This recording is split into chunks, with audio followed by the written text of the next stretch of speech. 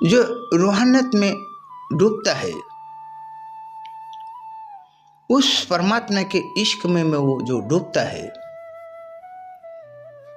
वो यही कहता, मैं बेनाम हो गया महावीर की तरह। जब महावीर को पूछा गया कि राज्यों के भीतर जब महावीर उस समय एक मस्तान की जिंदगी जीते थे, तो इस देश से उस देश वो भटकते थे। वो जमाने में देश भी बहुत छोटे छोटे हुआ करते थे इसी भारत खंड के भीतर। उस टाइम पे उनको कई रियासत में पकड़ा जाता था और उनसे वो पूछते थे कि आप हो कौन, आप कहाँ से आए, आपको कहाँ से जाना है, आप हो कौन। तो महावीर क्या जवाब देता? महावीर तो बेनाम हो गया। महावीर को तो अपना नाम का ही पता नहीं कि उसका नाम वर्धमान है, ये वो भूल गया था। सालों साल उस नाम से किसी ने पुकारा नहीं, ना महावीर ने किसको पुकारा, और महावीर अपना नाम भूल गया, महावीर बेनाम हो गया। महावीर को उस परमात्मा का इश्क में वो डूब गया, उस परमात्मा का इश्क ने उसको मार दिया। और जो परमात्मा के इश्क में जो डूबता है, वो भीतर से उमरता ही है। वो बाहर से आपको मरेगा नहीं, मगर भीतर से वो मरेगा, एक बीज की तरह वो मरेगा। तभी तो उसमें एक नया वृक्ष जन्म लेगा। इश्क में तो उसको डूबना होगा, और फिर इश्क में डूबकर बाहर नहीं निकला जाता। एक बार इंसान इश्क में डूब गया तो डूब ही गया, बाहर आने का कोई चांसेस नहीं है। उसके प्रेम में मीरा डूबी हुई थी, तो मीरा को कई लोगों ने कोशिश की कि मीरा इस पागलपन से बाहर आ जाए। बहुत कुछ मीरा को बताया सुनाया गया कि कोई मीरा को मीरा के पागलपन से बाहर निकाले। इनाम रखा गया, क्योंकि मीरा एक राजकुमारी थी, और राजकुमारी अगर पागल हो जाए तो उसके लिए तो पूरा राज्य बेचैन, उसके लिए तो सभी परेशान। तो कई धर्मगुरु ने मीरा को समझाने की कोशिश की, कई ऋषि मुनियों ने मीरा को समझाने की कोशिश की कि तू लौटा, तू फिर से लौट कर आ, तू कोई जोगन नहीं है, तू कोई पागल नहीं है, और तू इस तरह से इश्क में डूबी है, वो इश्क से बाहर आ। मीरा इश्क से बाहर नहीं आई, मगर मीरा के जो गुरु थे संत रविदास, वो जानते थे मीरा बाहर नहीं आएगी। मीरा तो खो गई अपने भीतर, अपने श्याम के भीतर वो खो गई। उसने तो आधार लिया श्याम का, मगर खो गई परमात्मा में। गोरा कुंवर ने नाम का सहारा लिया पांडुरंग का, और उसको पता भी नहीं चला कि उसके पैर के नीचे उसका ही बच्चा आ गया, और वो उसको कुचल रहा, मिट्टी समझ के कुचल रहा, होश में नहीं। नाम तो लिया था पांडुरंग का, मगर वो अपने भीतर जब उतर गया, उसके इश्क में जब उतर गया, तो उसको कुछ पता नहीं। अब कितना भी कोशिश कर ले, एक बार कोई जो उसके भीतर जब उतर जाता, वो फिर से बाहर नहीं आता, और वो किसी का सुनेगा भी नहीं। कौन सुनाएगा उसको? उसको वही सुना सकता जिसने जाना नहीं, जो डूबा नहीं। रैदास तो डूबे थे, इसलिए रैदास ने मीरा को कभी समझाने की कोशिश नहीं की। रैदास तो मीरा के गुरु थे, मगर उन्होंने मीरा को समझाया नहीं। वो तो यही कहते थे कि मेरी मीरा उस परम आनंद में है, मेरे मीरा उत्सव में है, उसमें परमात्मा है।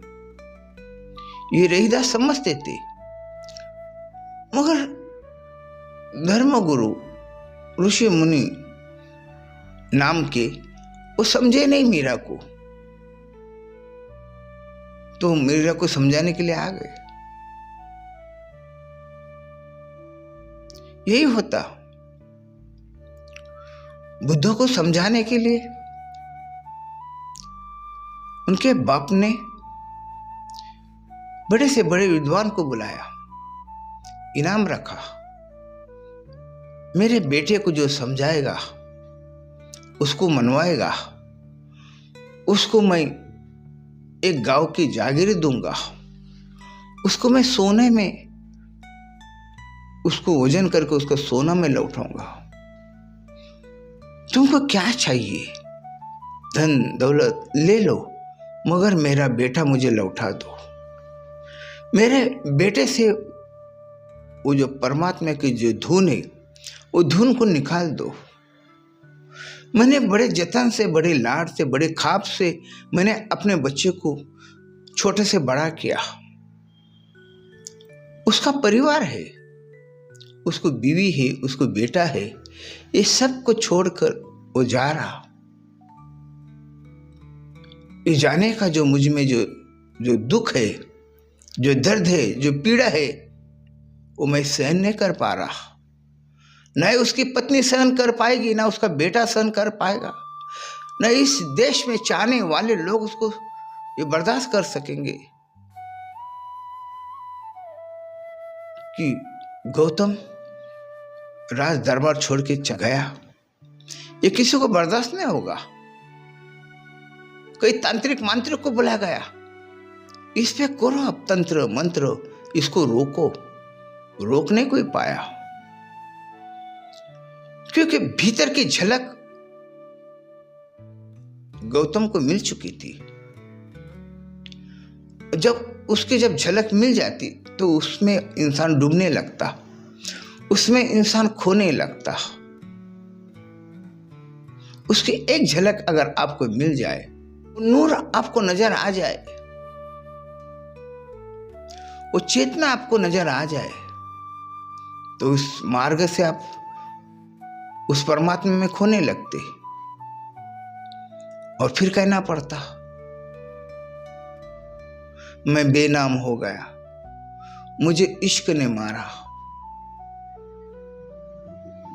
इश्क जब इंसान को हो जाता तो वो इंसान रहता ही नहीं, उसमें विलीन हो जाता, जिसमें वो विलीन होना चाहता। अब हमने देखे लैला का इश्क में मजनू दीवाना था, इस तरह से दीवाना था। उसका राज्य का जो राजा था, उसने कहा, मैंने प्यार करने वाले बहुत देखा, बहुत सुना, मगर इस तरह का दीवाना मैंने कभी सुना नहीं। उसके प्यार में वो पागल हो गया, और उसके जबान से लैला का अलावा कोई नाम ही नहीं आ रहा। जिस तरह से एक भक्त वो पांडुरंग पांडुरंग करके अपने जीवन बिता देता, इसी तरह मजनू ने लैला लैला कहकर अपना जीवन बिताने लगा, और लोग उसको पागल समझकर उसके ऊपर कीचड़ उछाल रहे, उसको पत्थर से मार रहे। ये सब राजा को दिखाने गया। उसने मजनू को अपने हवेली बुलाया। उसकी सेना मजनू को पकड़कर लेकर आए हवेली। हवेली में राजा ने कहा कि आप जो लैला में खोए हुए हैं उसे आप बाहर आओ, मेरे पास कहीं परी की तरह लड़कियां हैं, अब उनमें से किसी को भी पसंद करो, जो आपको पसंद आएगी वो स्वीकार करो और लैला को भूल जाओ। उसको कई लड़की बताया गया, खूबसूरत से खूबसूरत लड़की बताई गई और फिर उसने तो मुंडी हिला दिया, इनकार कर दिया। मजनू ने इनकार कर दिया। उसको फिर राजा के सामने खड़ा कर दिए। उसको पूछा गया कि इतनी दुनिया की नायब खोज खोज के मैंने ये अप्सरा जैसी औरतों को मैं यहाँ लेकर आया और आपको इसको कोई पसंद नहीं है? ऐसी कौन सी खूबसूरती है उस लैला के भीतर? राजा हैरान हो गया। राजा को तो लगता था उसके हरम के भीतर जो रानी है, जो दासी है, वो सभी में खूबसूरत है, उसको ऐसा लगता था। मगर उसका जो सोचना था वो मजनू ने तो गलत साबित कर दिया। इस बात से राजा परेशान हुआ। राजा ने अपने दरबार के अंदर कहा कि किसी ने लैला को देखा है? तो एक दरबारी उसका हाथ उठाया। उससे पूछा गया कि लैला कैसी है? तो दरबारी ने कहा, महाराज लैला बिल्कुल साधारण लड़की है, इतनी खूबसूरत है ही नहीं, सावली है, दिखने में इतनी खूबसूरत है ही नहीं। जब दिखने में इतनी खूबसूरत है ही नहीं, कलर भी उसका सावला है, तो फिर ये दीवाना क्यों है?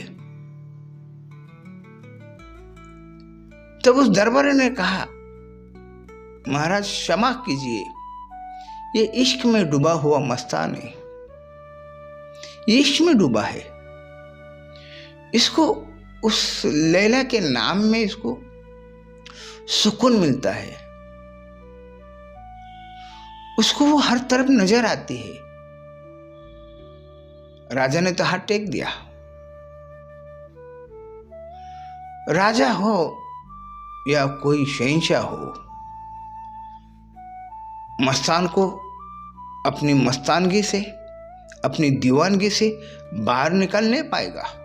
वो एक बार उसके भीतर खो गया, वो बाहर नहीं आता। और मजनू कभी रोया नहीं था, लैला के लिए रोया नहीं कभी उसने। वो हंसता था, वो मुस्कुराता था और उसका जिक्र करता था। इस तरह से जिस नाम में आपको सुकून मिलता, खुशी मिलती, उसी नाम का तो लोग जिक्र करते। फिर वो नाम पांडुरंग का हो या राम का हो, अल्लाह का हो, किसी साधु संत मुनि का हो, पैगंबर का हो, जिस नाम में इंसान को सुकून मिलता उसी नाम का तो जिक्र होता।